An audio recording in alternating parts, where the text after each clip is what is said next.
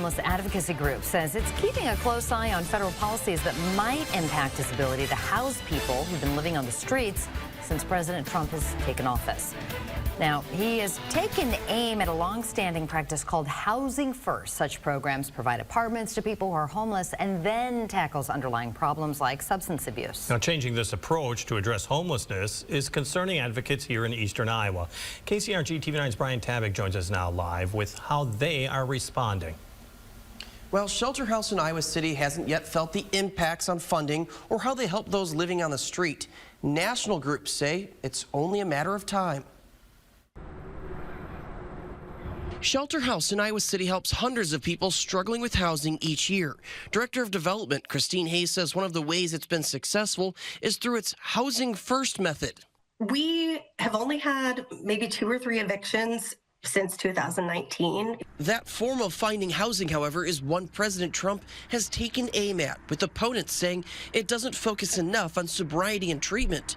But she also says they're keeping a close eye on the administration cutting jobs at HUD and FEMA. We have chosen to continue to operate as normal. We recognize that there is potential financial risk to the agency. Well, Shelter House hasn't yet felt the impacts. At a press event Thursday with the National Low-Income Housing Coalition and the National Alliance to End Homelessness, leaders said these decisions will have real consequences as a direct result of these cuts. Homeless shelters will be forced to limit their services or close their doors altogether. Another big change in the last several months is how federal funding can be used after President Trump signed an executive order. We are concerned that these new requirements could have a chilling effect on some of the most vulnerable people who experience homelessness in our country, including young people, youth, and especially LGBTQ youth.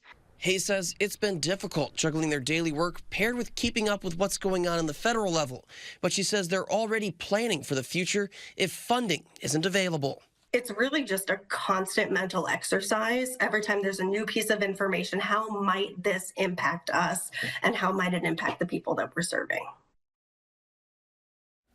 Another change brought up today is the Supreme Court's Grant Pass decision. It allowed for cities and counties to arrest and fine homeless people for sleeping on public property. Since that decision last year, 150 communities have passed ordinances allowing for that approach.